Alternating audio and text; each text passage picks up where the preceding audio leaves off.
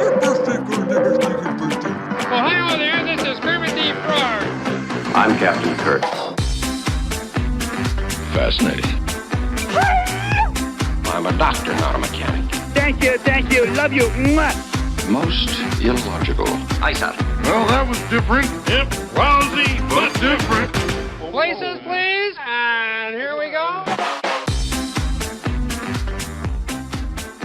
Welcome, ladies, gentlemen, bears, Cardassians, and things, to episode 53 of the MuppeTrek podcast. I'm Steve. And I'm Jarman, and we're here to compare, contrast, and confer about our two favorite franchises. And what are those, Steve?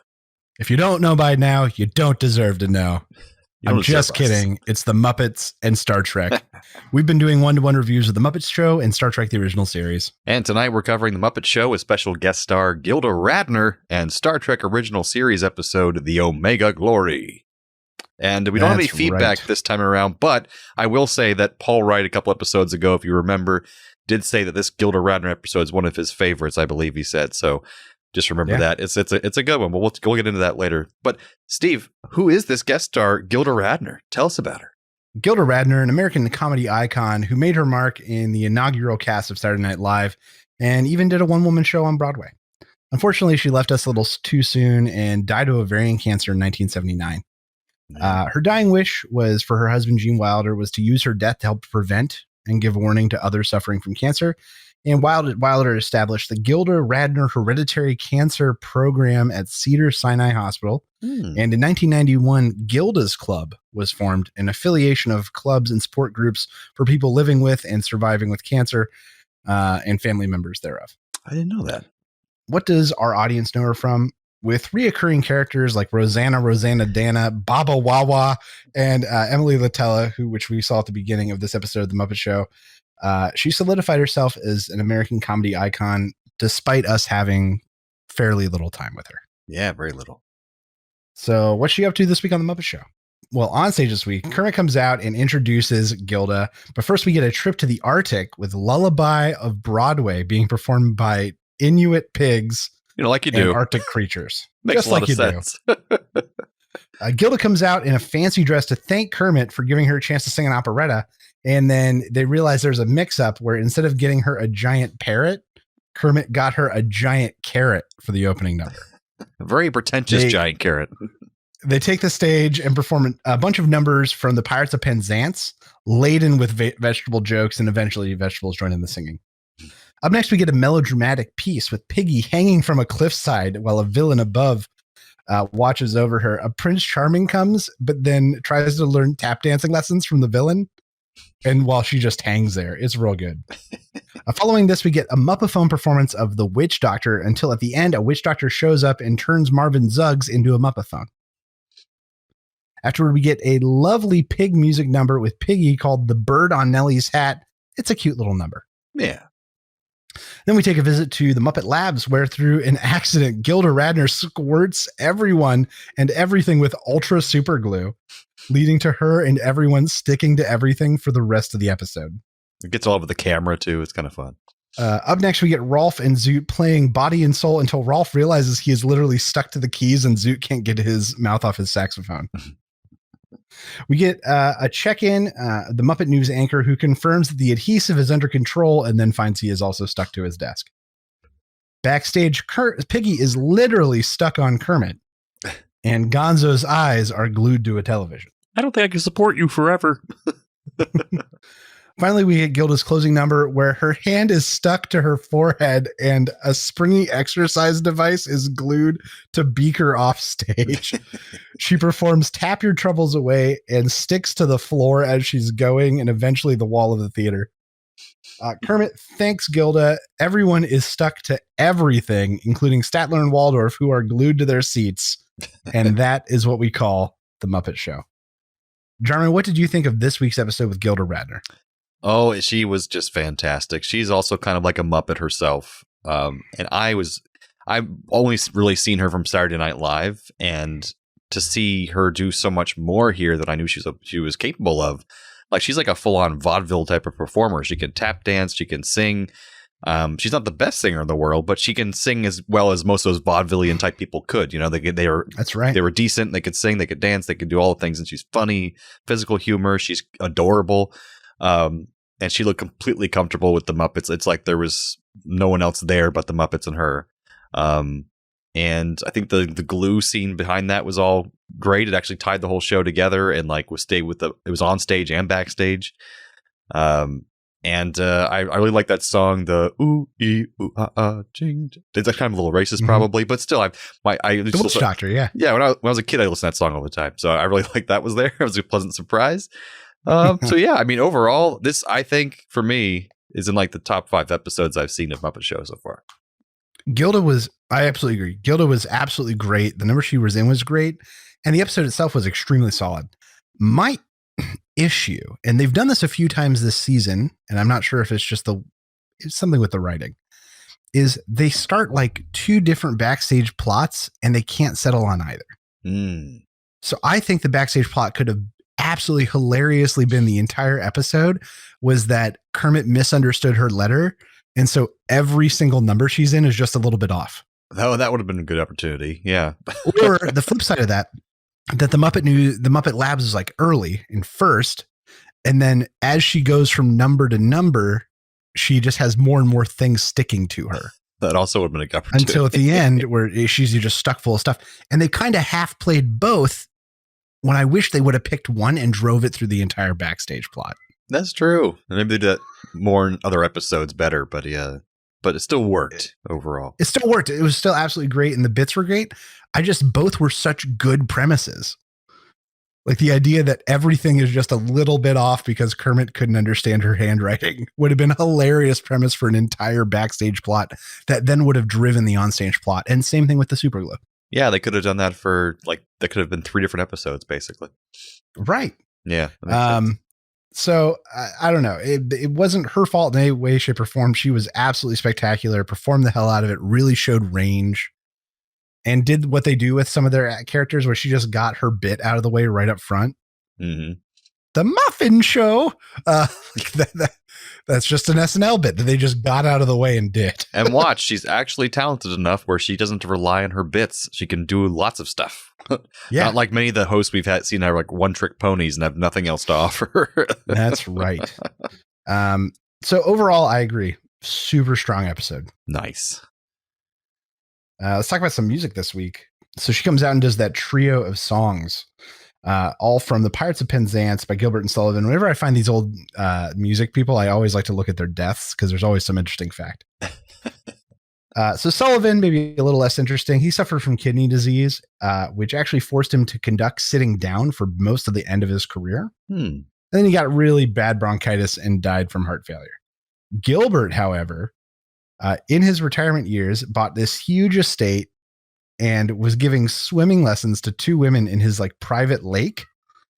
And one of them started to drown and he jumped into the water to save her and had a heart attack and died trying to save this woman. Likely story. Swimming lessons with 2 young ladies and he has a heart attack. No. He's a hero. He was having sex with them and he died of a heart attack. That guy went out like a champ. Witch Doctor, written and performed by a guy named Ross Bagdasarian, who was better known as David Seville, his stage alias. If that sounds familiar to you, it's because it's the name of Dave from Alvin and the Chipmunks, who he also created. Oh, go figure. And released their first albums, like the Witch Doctor, which is probably where you and I heard it the first time. That's possible, yeah. Was the Chipmunks, is this guy. Same guy, Ross Bagdasarian. That name sounds familiar, actually. Like it was on a book I used to have as a kid, or probably the Bagdasarian one, yeah. The Bird on Nellie's Hat, music by Alfred Solman and lyrics by Arthur Lamb. Solman was born in Berlin, came to the U.S. after his divorce, and signed a really terrible exclusive contract. And it was a major detriment to his career. By the time his contract expired, he had been pigeonholed into doing this weird old-time music for so long that he couldn't break out, and his career never recovered. Oh. Body and Soul. This was later performed as a duet by Tony Bennett and Amy Winehouse. Whoa. And was her final recording before her death. Jeez. Tony Bennett is also a Muppet movie cameo haver, showing up momentarily in Muppets Most Wanted. Hey, Tony Bennett, how you doing? That was a terrible and then impression. Tap Your Troubles Away. Yes, that was. Tap Your Troubles Away, made famous by musicians the musical Mac and Mabel. The original 1974 Broadway run featured fellow Muppet Show guest Bernadette Peters. Very nice. Mac and Mabel. Jarman, what did you think was the best Muppeteering moment this week? I will say, before I mention my Muppeteering moment, we should mention an honorable mention of the fact that both the Carrot performer and Gilda Radner did eventually do a wonderful job of the ridiculously hard song, The Modern Major General. Oh, the performance was spectacular. How the hell the whole operetta thing was great. Yeah, it was insane. But I will say, for Muppet moment, the most nuts and gonzo, not the character Gonzo, but Gonzo and how crazy it was the Arctic lullaby on Broadway scene. I thought that was nuts. There was a lot of moving parts there for that. It was insane. So that right off the bat was like, whoa, what the hell's going on? I'm going to give it to the Muppet melodrama. Just the visual of the dancing feet and Piggy hanging over the edge and the cuts in between was very well done and was was a great illusion, considering it's like, a Muppeteer pretending to hang off of like a 4-foot stage. Right. I did notice how they would have had to cut to 2 different sets for that, because if the feet were a different shot than the actual Muppets themselves. So yeah, that was that is pretty neat. I did notice that. So German, what happened on this week's episode of Star Trek: The Original Series? The Omega Glory, which sounds like it would be one of the many episodes that has like an all-powerful alien entity in it, but it's not, surprisingly. So the Enterprise discovers the USS Exeter orbiting the planet Omega 4. Not like that matters. And Kirk, Spock, and Bones and a red shirt beam down to the Exeter, the actual the spacecraft Exeter, because it isn't responding to hails. The ship is totally deserted, with only the crew's uniforms laying everywhere, filled with little crystals. And they find out the ship was infected by something, which caused them all to turn into those little crystals and die from losing all the water in their bodies somehow. So, from watching the last log of the medical officer on the Exeter, they are told they must immediately beam down to the planet, or they too will turn into crystals and die. So they beam down immediately and find a big white dude about to be decapitated by a bunch of Asian guys. And they're about to stop it from happening, but then they are confronted at that very moment by the captain of the Exeter, the very well-respected Ron Tracy, and he seems to be in charge of everyone there, apparently. So Tracy tells them that once you are on this planet, you get infected by the deadly virus that turns you into crystals, and you only if you remain on the planet will you remain okay. Otherwise, if you go to your ship, you infect everyone there, and that's what his landing party did on his ship, and they went back to the ship, and everyone turned to crystals, and he was the last person left on the planet.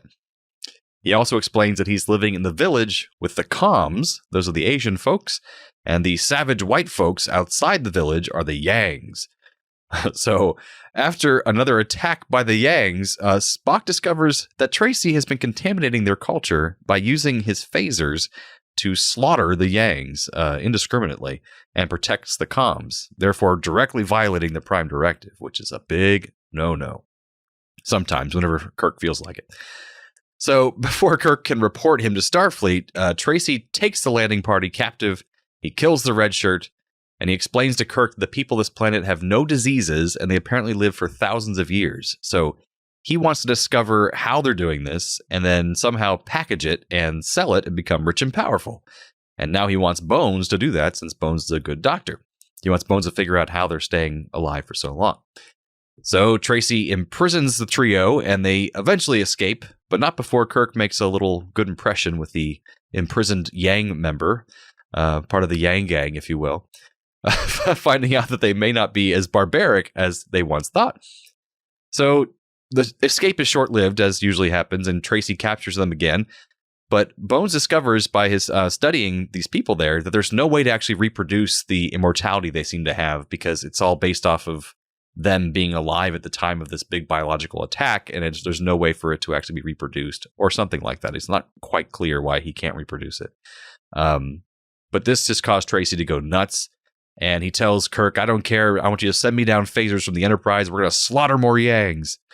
But the Yangs soon take over the town because Kirk doesn't send down any more phasers. And they're all captured by the Yangs, who have now recaptured the entire village and are now having a happy little recapturing ceremony.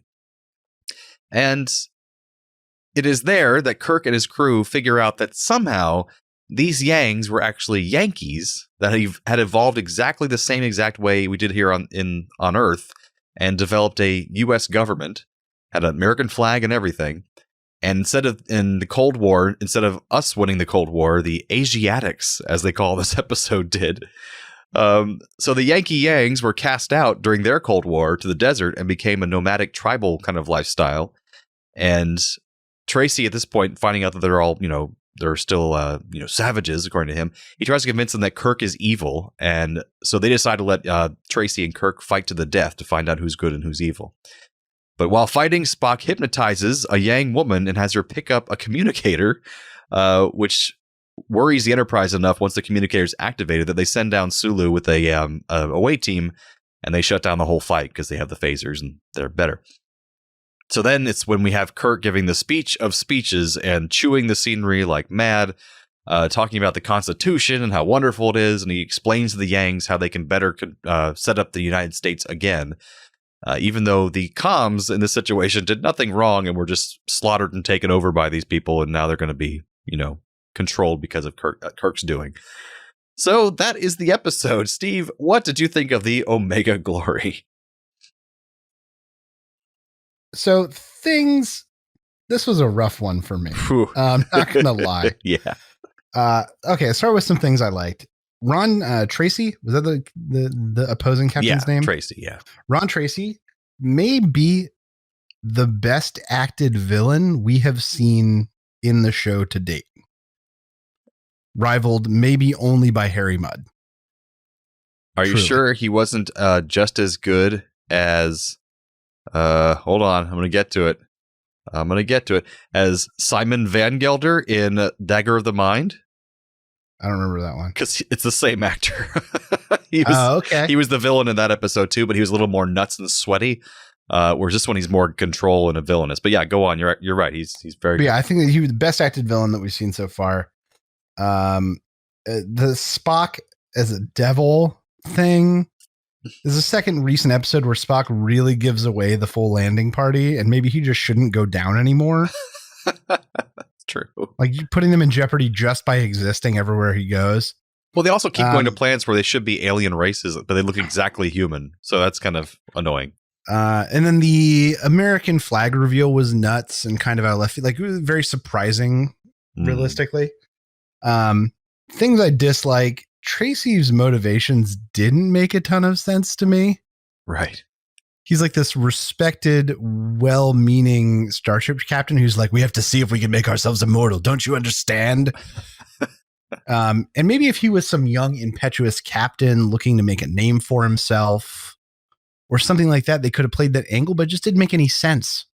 Yeah, why do you suddenly snap? Yeah. And then they're really pushing the boundaries of what we will believe as an audience. A different world far away is so parallel to our own that they have the exact same flag. I can understand the same ideals and maybe similar documents, but like literally a flag with 50 stars. So they also coincidentally had 50 states.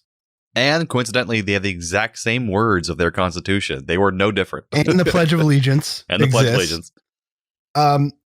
And this seems like it's almost bordering on alternate timeline as opposed to an alternate world. And that could have just been a cleaner explanation. Oh, yeah, for sure. But it really, some of these episodes are really pushing the boundaries of what I can stand. I can stand. I'm like, who thought this was like, yes, someone will believe that another world filled with an alien race millions of light years away has the same constitution as America. Now, mind you, it's also very like presumptive and I don't know. I don't want to say patriotic because it's just dumb. But I think what they're hinting at is like, well, the American way is clearly the best way. So, of course, some other race in a completely different world would come to this same conclusion. America, am I right?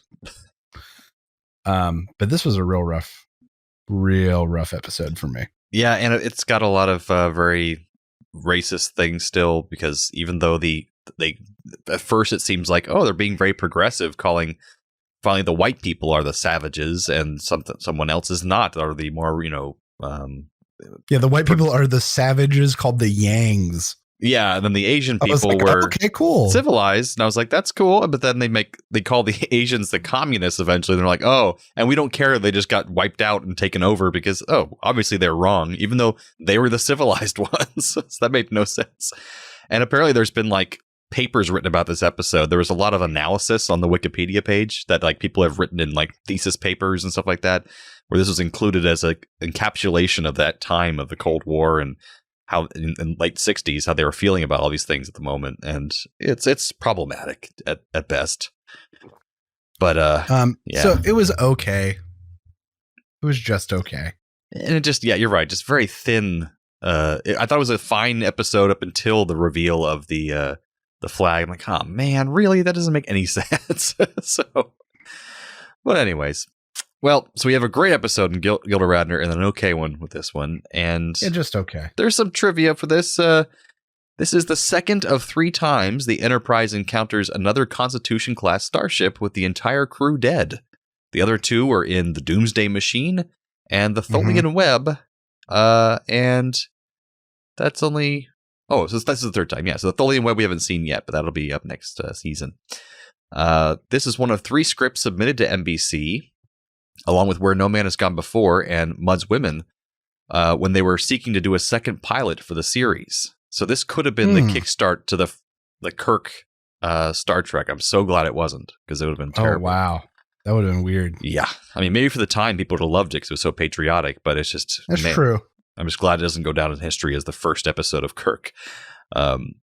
NBC announced that Star Trek would be renewed for a 3rd season during the closing credits of this episode when it was broadcast in 1968.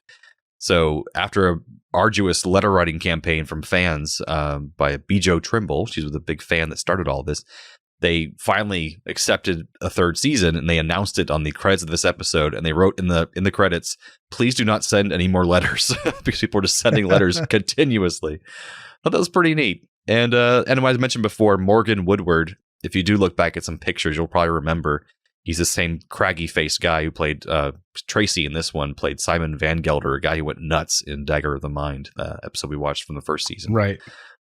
He's just a very recognizable, pitted, craggy face. He does. Yeah. So what are our Trek Connection Muppet connections this week? Well, as mentioned earlier, Gilda Radner was married to Gene Wilder at the time of her death. The premiere of one of his films after her death, called Another You, was held at the Directors Guild in LA and was the first fundraiser for the Gilda Radner Ovarian Cancer Detection Program at Cedars-Sinai.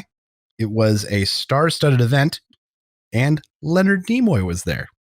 Very nice. And I will say a Muppet connection for myself here. I met Gene Wilder in college. I went to a book signing before he passed away, and I think he passed away. Yeah, last few years he did. And got to shake his hand and signed his book, and that means I'm 2 steps away from Gilda Radner. So there you go. That's right. And only 3 away from Jim Henson then. There you go. That's true. That's right. Let's see. One of Gilda's final films was called Movers and Shakers. It had a small appearance from a character actor named Gene Dynarski.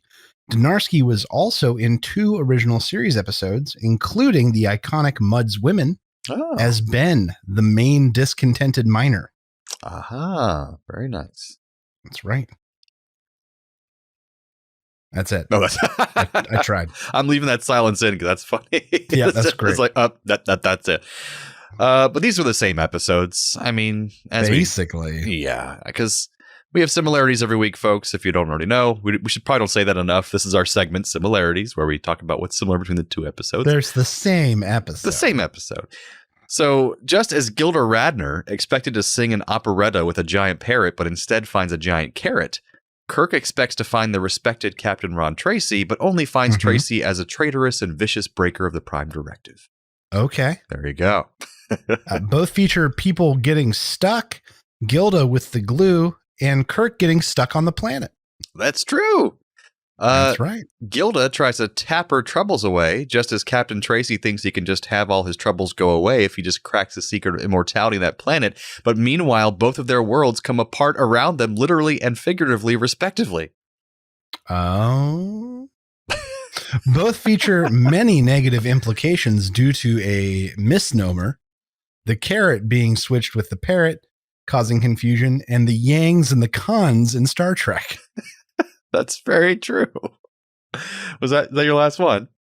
Yeah. Oh, yeah, me too. Oh, what's that? Transporter malfunction. Transporter malfunction. And here's part of the episode where we transport one character from one episode to the other and vice versa. What you got for us, Steve?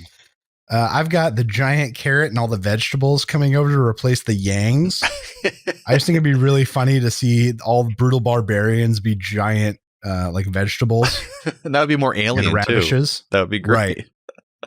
I like it. I have Captain Tracy to come over to replace Uncle Deadly because he's good at playing a crazy villain. I could see it. And I'd love to see him do a wild-eyed flamenco dance. So that'd be great. I have something similar. I've got one of the yangs and one of the cons coming over and replacing Uncle Deadly and Wayne, the dancer. And then they eventually come together over the love of dance. Oh, I love that. Both are civilizations. That's right. And Kirk's just hanging off the cliff. Some help, please. I'd love to see Gilda Radner come over to replace Cloud William, who was the head Yang on our episode. She'd be hilarious in that part. And I'd love to see her beat up Kirk constantly like she did this episode. Oh, yeah. Like when they're about to escape and then she just clubs Kirk. I was like, what the? Okay. She could just be like, whammy, and just like leave. And like, she'd be so cute, but like still beating everyone up. And I think that'd be adorable. I'm Cloud William. I'm very mad with you. Anyways, I think that brings us to the end of episode 53 of the MuppeTrek podcast. Join us next time for the Muppet Show with special guest Pearl Bailey. Oh, I thought it was Paul Bailey. I was wrong. It's a lady. And original series episode, The Ultimate Computer.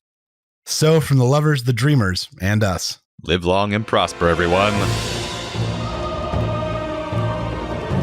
Thanks for listening to the MuppeTrek podcast. Be sure to follow us on social media on Facebook and Twitter. Subscribe to us on Apple Podcasts, YouTube, Spotify, or your favorite podcast platform. This podcast has been brought to you by A Play on Nerds.